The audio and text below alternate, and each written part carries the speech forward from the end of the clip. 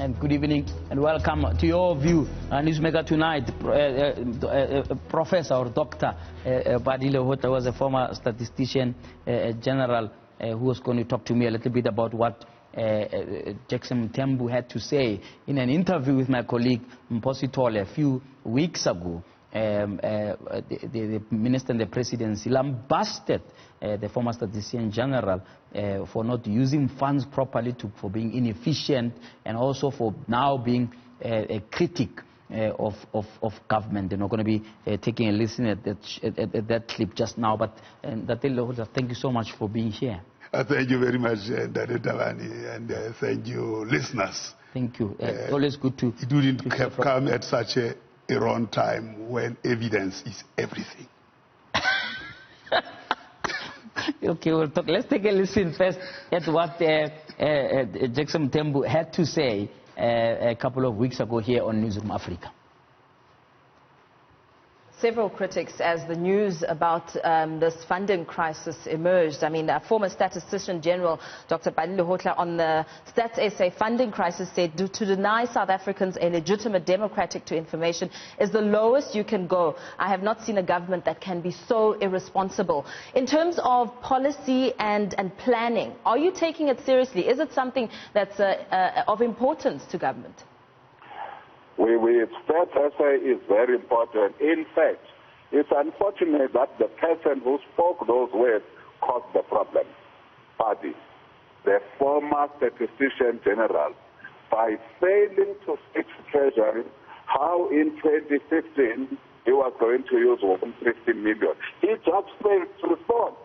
As a consequence, Treasury then took the money where he had failed to say to Treasury how we were going. Now it's very unfortunate that he's the one now that is so much full of criticism for government, when in fact he put government where he is through his negligence. But having said that, Treasury has been responsive. We have spoken to Treasury. They have given us one-off bailout. They have also, we are the only department of government that got additional money in this financial allocation. It's probably and defense. So Treasury has been responsive. But the reality is that the financial environment will not allow them to allocate as much as would have loved. But they did allocate us money. Therefore, the former Treasurer, the former Statistician General comments are devoid of any truth. All right, let's get straight into it. You've heard what he had to say.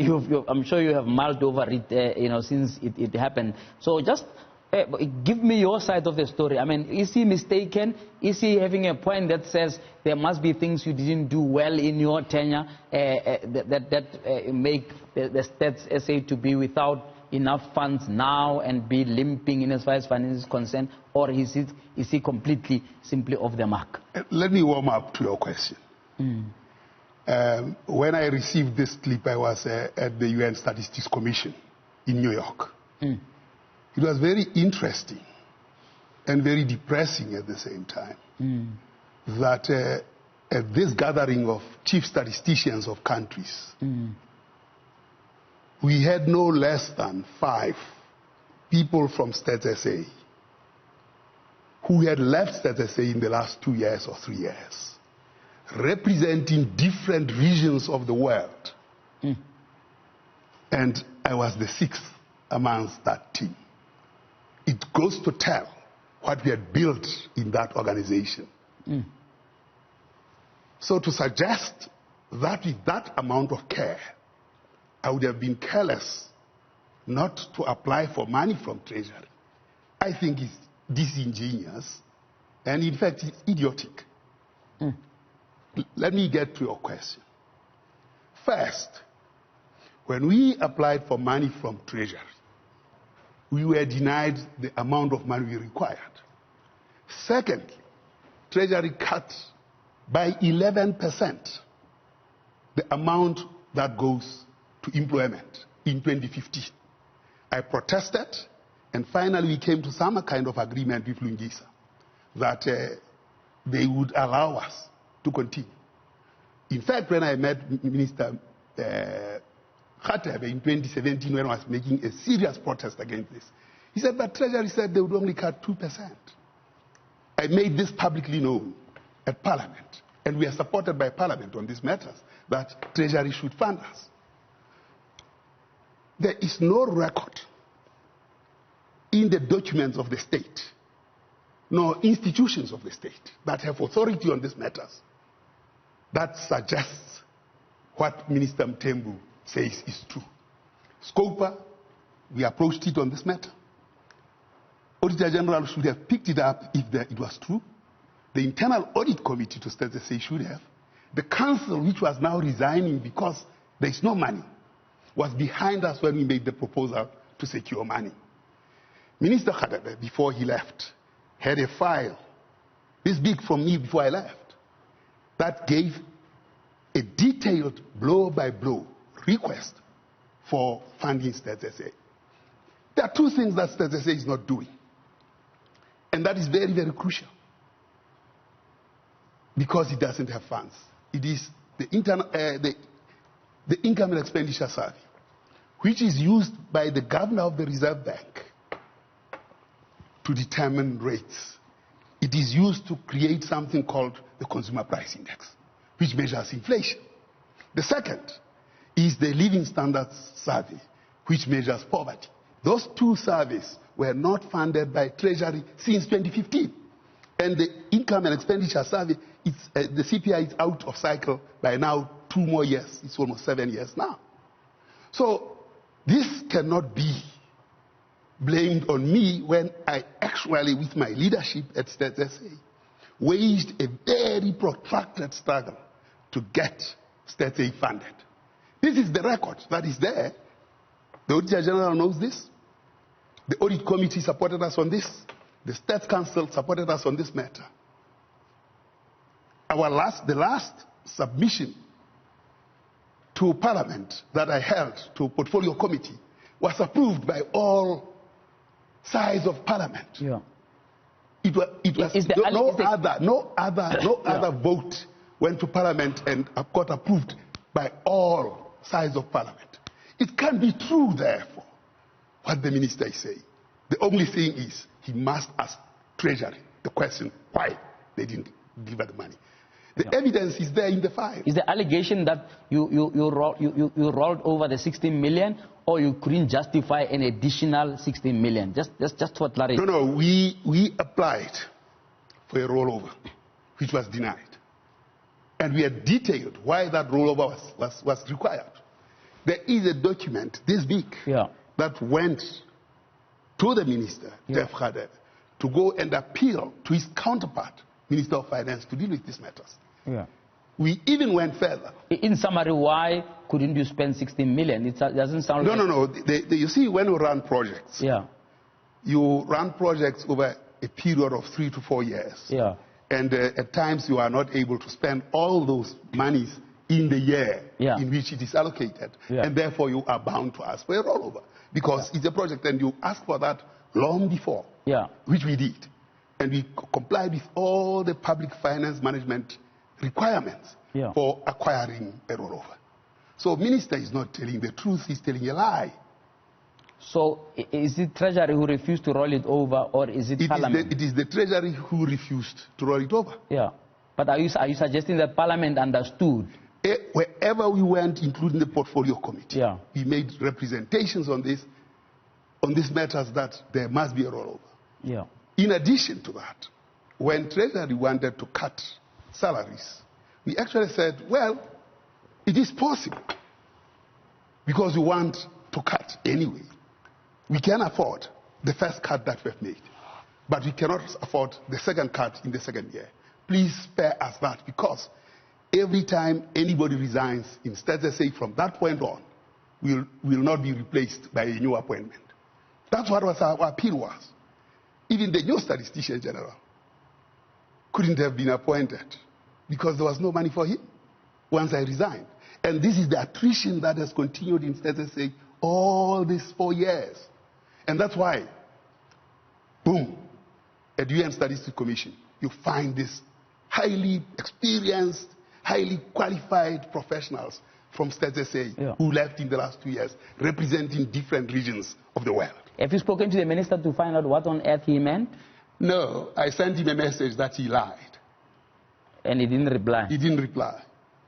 All right. After the break, I want to talk about whether or not there is any truth, right, in the fact that the government has, in a sense, denied funding to the statistician, or rather the Statistics Council, because they didn't like some of the information or the stats and the implications of some of the stats. There was that allegation made by someone, I don't know whether they were resigning from the Statistics Council or what the story is, but this is quite recent, over the last couple of weeks that this has been public, and I want your view on that, linked to this, in a sense, approach or utterances by a minister as high up as a minister in the presidency. We're talking to Pali Lehohla. He's responding to the allegations made by the minister in the presidency, lambasting him for being a latter-day critic of a government that, according to the minister, he failed when he was Statistician-General. Let's take a break now.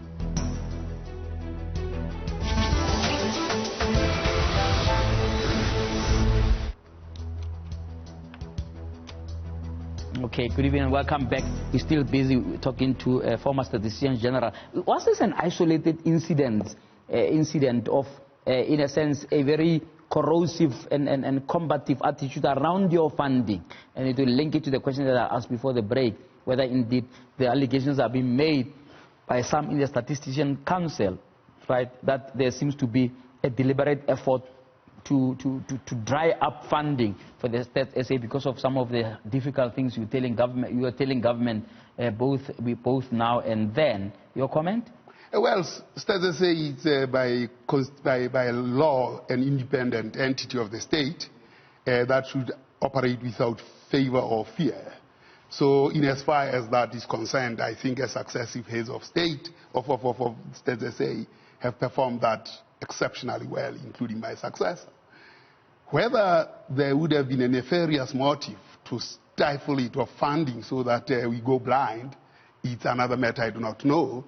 However, consumer price index is not financed and poverty measures are not financed, surely tell us that South Africa will not know the levels of poverty and it will not know the levels of inflation, because those two surveys have not been run. And those surveys have severe consequences. When I was Statistician-General in 2003, because of that problem of not running some essential surveys, we plunged the country into a crisis of 50 billion. So if government so decides, because it fears to see the facts, then we are in very, very difficult space. But if government minister says things which are not factual, it goes to say a lot about the attitude of people towards evidence. And in fact, when we actually need evidence, and the coronavirus doesn't give us the space not to face effects and evidence. Do you see it as an isolated incident? That's just my theory. I wouldn't say it's a protracted process, because I wouldn't understand why Treasury wouldn't like to finance consumer price index and inflation and poverty measures, because they use that all the time. It's central to the function of both the Treasury, the Reserve Bank, and Stats SA. Therefore, I wouldn't say it is a deliberate, but it smacks of some deliberateness in it. You have said on a number of occasions that it seems that the statistics that you have made available over the years, right, were largely ignored when it comes to planning. In fact, you go on to say there's no planning to talk of in the current administration, and also that there is no capacity for planning, right? Do you stand by those sentiments? And would you say that that's still the case, that largely statistics released at various points in the calendar year, right, are not integrated into future planning? And if that's the case, then why do you release those statistics? What do they do with them? Well, I still want to see a plan in South Africa. So let's start there first. Once we have seen a plan, then we can say, where are the statistics integrated in the plan? The absence of that means that there is no receptacle for use of statistics. And I think that's a serious difficulty, it's a serious gap. And we as statisticians have to help the planners to understand this, that these numbers are necessary for planning, and particularly model-based planning, to anticipate, to look into the future. The Chinese are able to manage coronavirus because they could predict with precision. We don't have the tools of precision, yet we have the statistics that can help us to predict. I mean, one of the model-based planning of ADRS is actually based on 99% of statistics from South Africa, from Stats SA. So it is possible to use this asset for planning, but we are still yet to see a plan. There was a caller earlier on, I don't know whether you heard him, who was decrying a lack of a plan around corona. When you listen to what the president has said, when you listen to the declaration of a state of disaster, and listen to some of the detail given by the ministers today, are you, despite what you're saying about the fact that lack of an overall plan, happy that at least there is an intervention plan of some sort to try and contain this virus? I think the president really took South Africans into confidence yesterday. I've always said, you know, Cyrus the Great of Persia says, diversity in council, unity in command. I think the president yesterday said, I have had diversity in council, and that's why I spent about 2 hours more than I needed, than I was necessary, so I arrived late. But when he stood there, you could see a message of unity in command.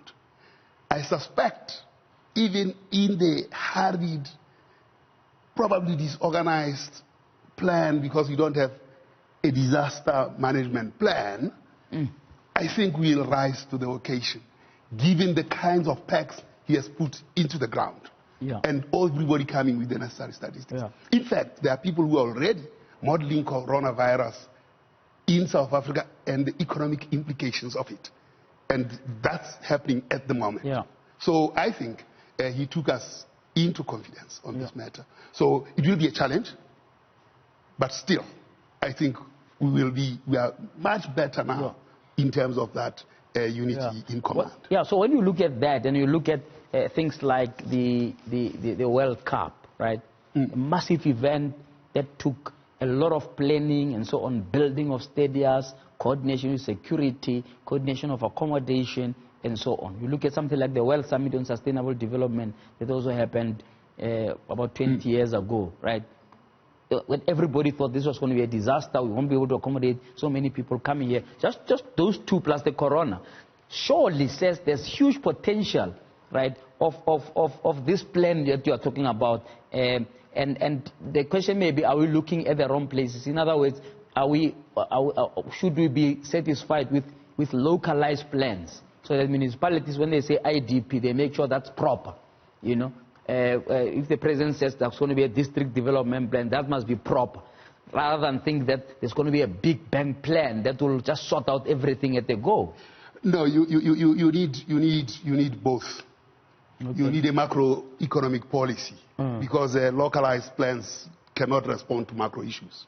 They are recipients of consequences of macro issues. There is a serious problem, particularly in the district model. Because you see, district is territory, is space. And space is created by motions, loss of motion of economics. And it cannot be fixed. It is something that is influenced by those, and to that extent, therefore, you've got to understand the laws of motion from national, provincial to district. If you don't understand those, you will constrain your latitude and your vision for a plan for the district, because it's confined to space. Space is something that is created by all these other things, which you should understand and do. So, unfortunately, our plans for urban nodes, rural nodes, and all those are driven largely by defined territory instead of loss of motion in relation to the three spheres of government. And when we don't have those tools to do so, you can't. It's like if you want to call, I can wish to call. But if I don't have this instrument to call you, I can't call you. So in terms of planning, you need a macro policy. And you believe and then all these others. Even with the National Planning Commission, you believe that government still doesn't have an appreciation of the existence of that detailed overall macro plan? No, if they had, they would have produced one. There isn't any. So, is it because the current plan is poor and therefore doesn't qualify in your eyes as a plan? You see that because I think they will argue that there is a plan. There was a paper by the Minister of Finance that talks about macroeconomic trajectory, you know, and then they've got other instruments and angles, like the Reserve Bank has its own plan about what they're going to do. Economic development ministries have plans. Surely it can't be that yes, no plan. You have listed all those things, and they are not converging to anything. The NDP, the NDP is the point of conversion. No. It's a strategy, it's a vision, it's something that says we'll look like this and that. Below it, it's where you need things to happen. And that requires data, requires tools, requires capacities, and it requires unity in command. That's what has to happen. The diverse plans represent diversity in council, and they are not humming towards what is unity in command. But you've been hammering on this for years, if not months now, you know, since you spoke at the Growth Summit a couple of years ago and last year, right? Is your cry almost for this overarching plan falling on deaf ears? I think when people don't have the skill, it's very difficult. When you don't have a sense of smell, even if I put a dry horse here, you will not smell it. And I think it is those sensors that we want to implant in people and the capabilities to do so. That is required. When I spoke to you at Drakensberg, you had said that the Gauteng government was piloting something akin to what you would like to see happen nationally. Right? Is it something that is still underway? Can that be used as a model? Because sometimes maybe you need to pilot something for people to understand what on earth you're talking about. I think when you listen to the State of the Province by Premier Makura, you would see the difference in that state of the province. He said, I'll do all these things. In the end, he said, there will be 3.1 million jobs. We'll grow the Gauteng province by this. There will be this, there will be that, which was based on this kind of plan that brings things together, the tools, the competencies, and everything together. Yeah. That still stands out. Yeah. That's probably the best state of anything address. Yes, but then it goes back to what I was saying, that maybe instead of hoping that we're going to change things on the macro scale, we need to be able to look at what we call centers of excellence. And how no, he needs the national. He can't do that without the national. So it is very But are you saying his plans are going to fall flat as long as there's no national? As long as the national is not responding to that, it's not going to happen. So he's wasted this time no, I don't think so. Making those targets that are not going to be supported nationally? I don't think so. I think he's beginning to demonstrate what it takes to drive a plan and what a plan means. And his plan, from province to district to municipality, it's clear. It's all integrated. So the spatial part, the district part, it's driven by an understanding of the laws of economic motion rather than the defined space. Yeah. Because each law of economic motion is driven by different sectors. Yeah. And that geometry is variable. It cannot be that. Yeah. Although, I mean... Quickly, who must champion that it must be championed by the president. You don't have access to him? No. I played my part as a statistician-general. I play my part as an informed member of the public. And I'll continue to play my part on matter statistics. But you are available to help him? Yes, indeed. I mean, every South African must be available to the president to assist when needed, particularly at these times of coronavirus. I regret that we are spending so much time talking about Lehohla and Tembu, about some falsehoods and so on, when we are facing such a crisis. But it's so crucial This typifies when facts are not respected. Yeah. Because that's a classical case of not respecting facts, harming people's reputations without even the slightest concern. All right. We're going to have to leave it there. I hope Minister Mthembu is listening, and maybe he can come and clarify in the future what on earth he meant, because it's clear that the Statistician-General not pleased with the sentiment that this is now a latter-day critic of government without the necessary facts. So thank you so much, former Statistician-General Pali Lehohla, for joining us tonight. Let's take a break now.